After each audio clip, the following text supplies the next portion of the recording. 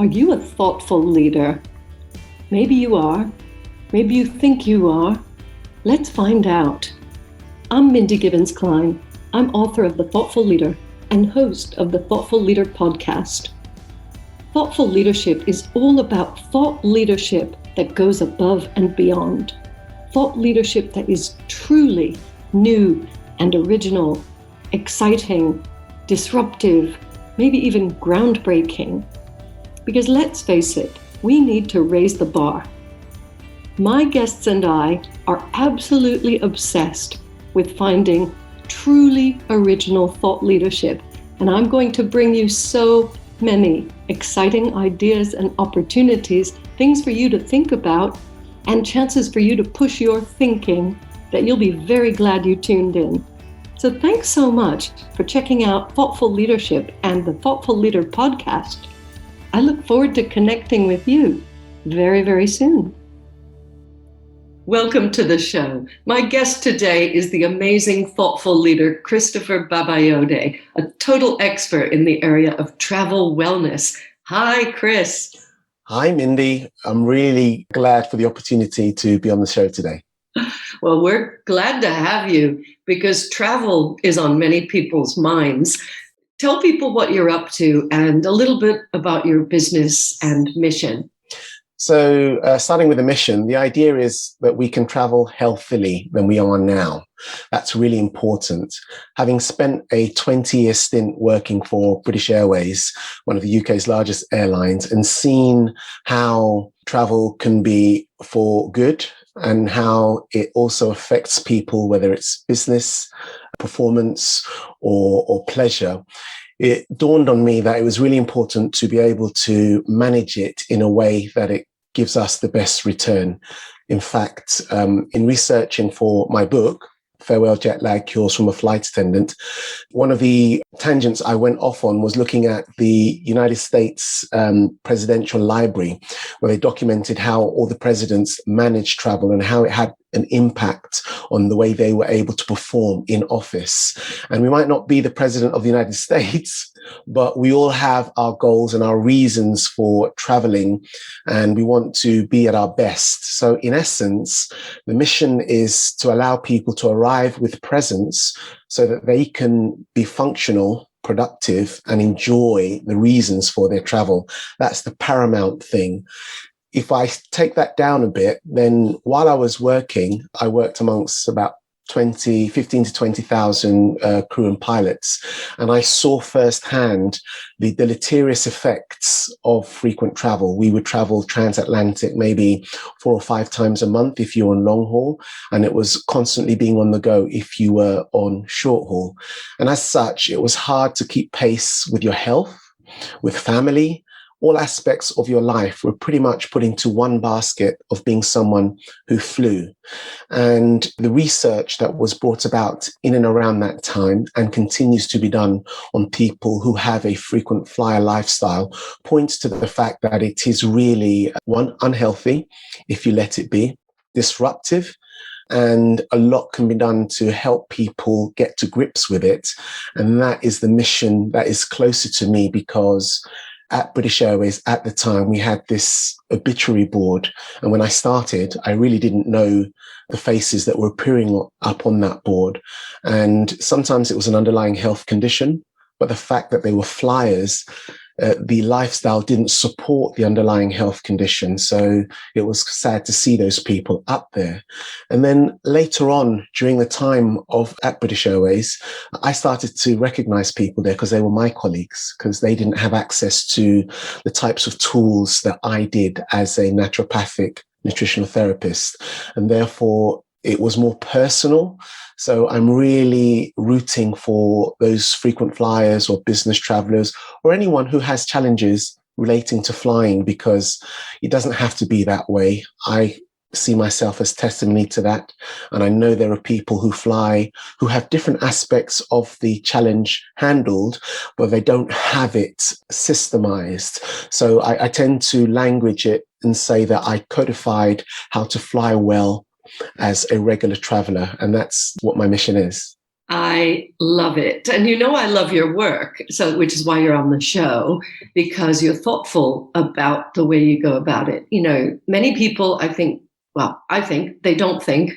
And so they have a trip and they're focused on the slides or their itinerary when they arrive. But the actual travel part is not something many people think about. And what you're saying is really important because it's not sustainable. I know a lot of people who used to travel more than they wanted. I'm not in that category because I could never travel enough. And I am blessed with a lot of energy, as you are.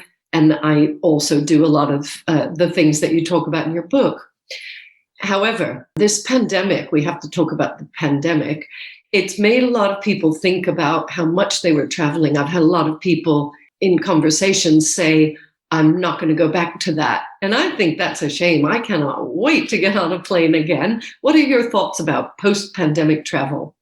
I think it's an opportunity to step back, recalibrate priorities in life and readdress and try and get more of that work-life balance into the equation, whatever that equation may be for each individual. For people who are not traveling, or who have traveled and are no longer traveling because of the pandemic, they get a chance to catch up. One of the key markers of how well recovered one can be determined by a non-invasive measurement called heart rate variability. And it's a tool that's been really quite useful in my flying career anyway. But one of the signature patterns I noticed when I was flying was that towards the end of my flying career, when the instrumentation for measuring this was particularly well suited and sensitive, I found out that I lacked the ideal amount of deep sleep that I needed. Well, lo and behold, here we are, a pandemic, stop flying. If you're mindful, you can manage your sleep better, so you are more productive, even though you're still on the ground. And even if you're not, on the ground still and you are flying at the moment, or you started flying where it looks like you're going to go back, you can use this period in time to prepare yourself well by getting those good habits in place to serve you, because these habits are the habits that we turn to when we look at using a systemized methodology of traveling well. And when I say that, sometimes people think, well, yes, I'm not going to be able to have 8 hours of sleep each night when I'm on the road. And I appreciate that and I understand that. And people don't have to have that, but they need to find a rhythm and a pattern for themselves. So I've kind of pivoted while we haven't been flying to help people understand the value of heart rate variability and how it's a measure of recovery, and how you can use a simple non-invasive tool to measure that, to make sure that you are productive if you're now going to be working from home or remotely, or if indeed you are going to go back on the road and take to the sky again. Because one of the subtler messages in terms of thought leadership for me is the idea of changing the concept of we just travel and that's it, to understanding that travelers at the volume that we're talking about here, or at the narrower end of high intensity frequent travel, the idea is to shift the paradigm and the mindset so that people are familiar with the term of performance athlete traveler. Because in effect, being able to do that means that you're always making sure that you arrive with your presence, so you're able to perform, whether it's in business, performance as an athlete would, or just be present enough to enjoy the occasion you've flown halfway around the world to meet. So the performance traveler mindset is something that is sorely needed so that people can prepare accordingly. And there are strands of that come into the conversation a bit later, which I'm sure we'll touch upon. Performance traveler. I love it. And performance athlete traveler, Pat. I'll give you a pat on the back. We have people called Pat who inspire us. And, for me, it is all about performing, in life. I think I sleep very well. And as I say, that the habits are there. But for people to prepare themselves during this time, what an opportunity. Yeah, it's fantastic. It really is. So well done, you. This is the show where we don't use the P word unless we absolutely have to, but I appreciate you've had the pivot during the pandemic as two P words. But seriously, this is a subject that I think a lot of people would be interested in, because it's not just about travel wellness, it's about wellness, and the things people can learn from someone who has done a lot of time zone travel, and sounds like time travel, and people who are the professionals like yourself.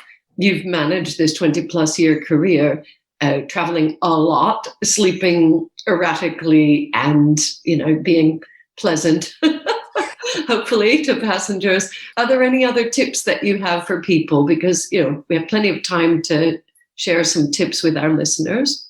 Right. So, yeah, I would double down on the idea of heart rate variability. And it falls into two categories, generally speaking, because there are people who are familiar and happy to use a bit of technology to give them accurate data.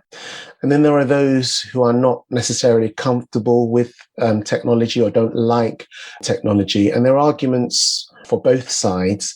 At the end of the day, people want results. So if people are more subjective and they don't want to use technology per se, one of the things that they need to do is they need to typically wake up in the morning, rate how they feel on a scale of 1 to 10, see how they feel during the day, see if there's one habit that they can change quite specifically that enables them to wake up higher up on that 1 to 10 scale the following day. And once they get that, the idea would be to lock that into place as part of their bedtime or wake up or daytime routine.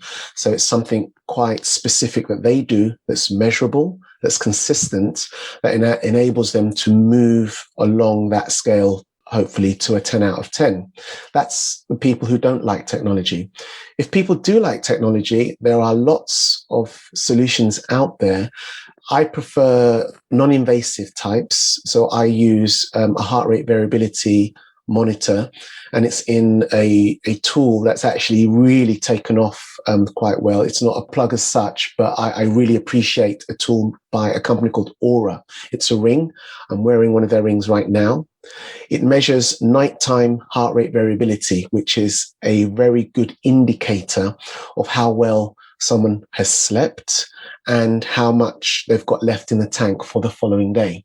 So that would be the equivalent of the 1 to 10 scale that the person on the subjective side would have used. This is giving you accurate data on your Android or iPhone, which you can access.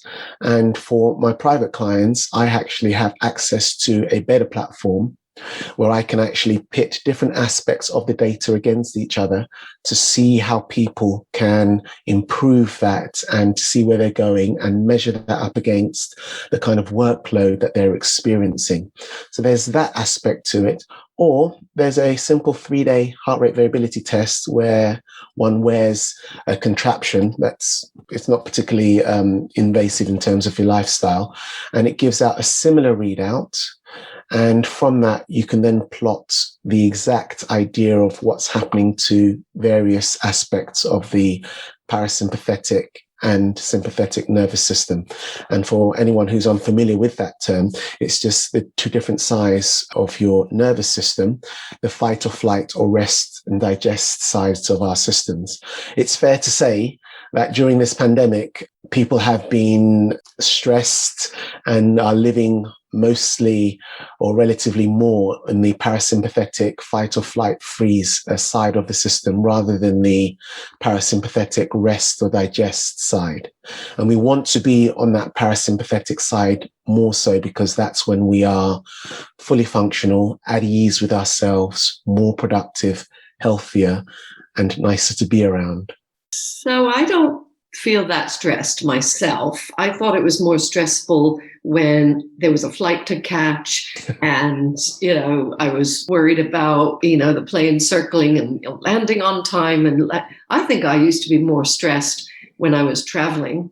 And I feel a little bit more in control of things. Of course, we can't control lots of things, but have you found anybody talking about the positive aspects of being grounded?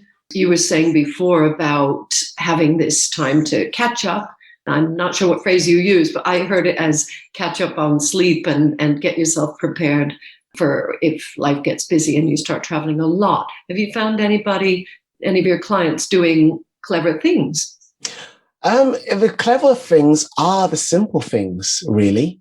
So without getting bogged down in too much of the jargon and the technology, one of the major challenges with frequent flying, particularly east to west and west to east, is we have different exposure to sunlight and daylight. And this is really important and is seldom spoken about as such, because this exposure varies the circadian rhythm, the body clock that we have in the body. So because of that variance, melatonin, the sleep onset hormone, is found in varying levels in the body. And that can have a profound effect in terms of wellness, because melatonin is a super antioxidant, and for its other roles in the body as well.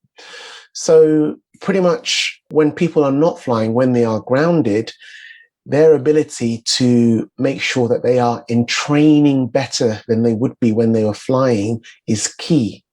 So the tendency has been for people to try and catch up on work or stay indoors that much more, where what they really need to do is if they want to get the full benefit of being grounded, they can actually literally go outside a bit more to make sure they are in training. So some clients make sure that they take a morning walk, which sounds so simple, and it is, just to make sure that they entrain that body clock, that circadian rhythm.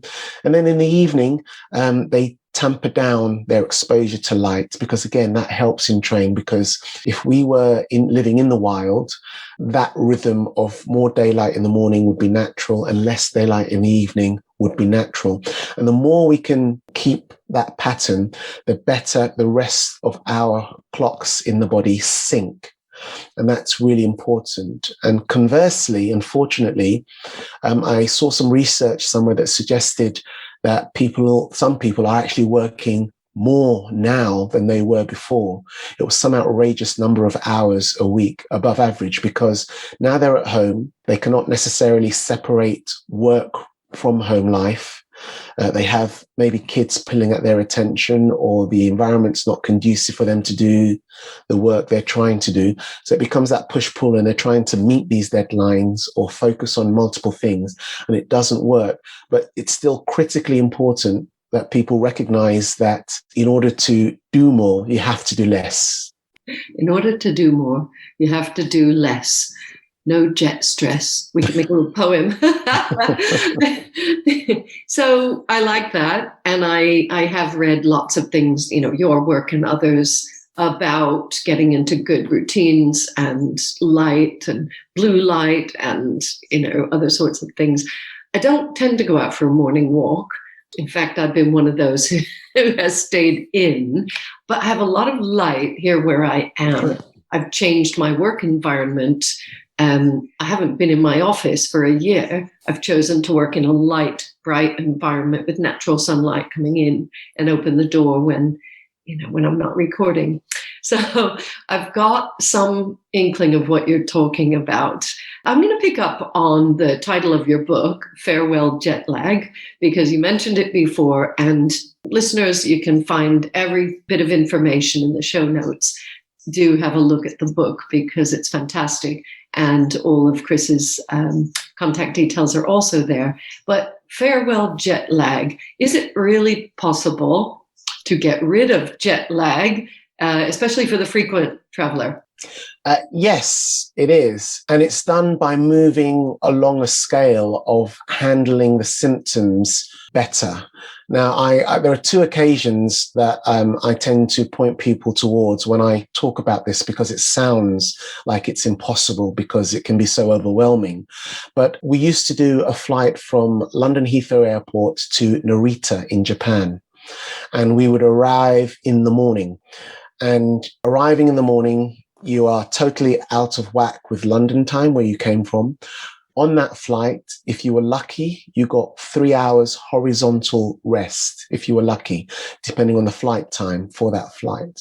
And when you got in, It was one of those flights that a lot of people dreaded because they would be up all night and sleep all day, and they were upside down in terms of their ability to get onto local Narita time. I do a thing whereby I clock myself into local time. And that's one thing I teach my clients, because the body, we have a sense of time that is derived from linear time, that is a man-made creation. We also have body time, which is where the circadian rhythms and the clocks come into play. And we can nudge them in the direction we want by giving the body cues. To phrase it scientifically, they're called Zeitgebers, according to the science of chronobiology. So Zeitgebers are natural and social. And the natural ones we can use. And as we do that, the body adjusts and takes up a new time. We just have to get into the habit of doing that. On my trip to Japan, I would do that.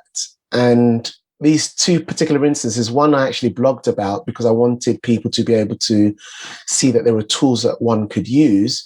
But what I actually did is that I went walking in the park in the morning on the day of pickup. We spend sort of like sometimes 4 days, 2 local nights in Japan, and then we come back. And I was sitting on the bus to take us, a crew of about 20 people, to the airport. And I was so relaxed. I was so centered. It was an eerie feeling because everyone around me was seriously disturbed and talking about how they were not rested and how they'd woken up this.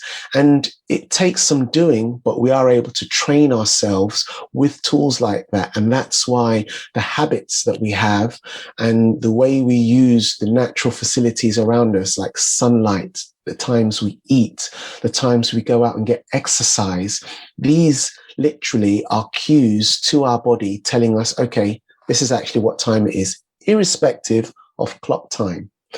What a lot of people do is they look at clock time and that's the only marker they have. So they buy into the clock time. So while it's not a perfect system and it's taken time for me to entrain these habits into my own routine over a 20-year period, it is totally possible to use that to get off the plane. I can get off the plane, get in, make up whatever lost night's sleep I had while I was flying, and then wake up the day after that and be totally into my regular routine. And if not, sometimes I take a nap, but generally speaking, that's something that I'm able to do quite easily just by resurfacing those cues in my life and adapting them to make sure that I fall in line with whatever is on my itinerary. Yeah, that makes so much sense to me. And I've seen and read about, the light, the natural sunlight, fake sunlight or whatever. I've never seen one, but I've heard about them. You reminded me the difference between linear time and body time. My dad, bless him, when my mom would say, "Are you hungry?" he would look at his watch. And a lot of people. Excellent. Yeah, excellent. And that is it. Oh, it's time to eat. So I eat, right? Yeah, that is brilliant. That's really great wisdom. It's kind of all we have time for. We have time for any last piece of advice or tip from you, Chris, and people can definitely look you up and connect. But is there anything that you would like to share today as one last word of wisdom? Well, I really like to see people maximize sleep because it's within easy reach. It's something we all do, and it will help us get a handle on whatever it is we're doing next, whether we're going back to work flying, or whether we're working from home. Just if we really get that handled and we invest in the ability to get good quality deep sleep, physical energy is restored by deep sleep. If you're more of a cerebral worker, you've got a lot of stuff going on in the mind, then you want to focus on rapid eye movement sleep. But it's something that's easily within reach and it's a starting point. So if anyone's read my book, I would say hone in on that aspect quite specifically because it's really useful for whatever else people have planned for themselves in the new era of travel wellness going forward. Well, thank you very, very much, Chris. And I wish you and everybody else lots of travel wellness. Thanks for being on the show. Thank you. Really appreciate the opportunity to speak. Thank you very much, Mindy. I hope you've enjoyed this episode of The Thoughtful Leader, and I hope it's inspired you to be more thoughtful as a leader in your business. Please consider subscribing and leaving a review. An important question for you. Do you want to create a culture of thought leadership in your organization? My best-selling book, The Thoughtful Leader, is available now on Amazon and many other sites in paperback, ebook, and audiobook formats. Please visit www.mindygk.com for more great content. That's www.mindygk.com. Speak to you again soon.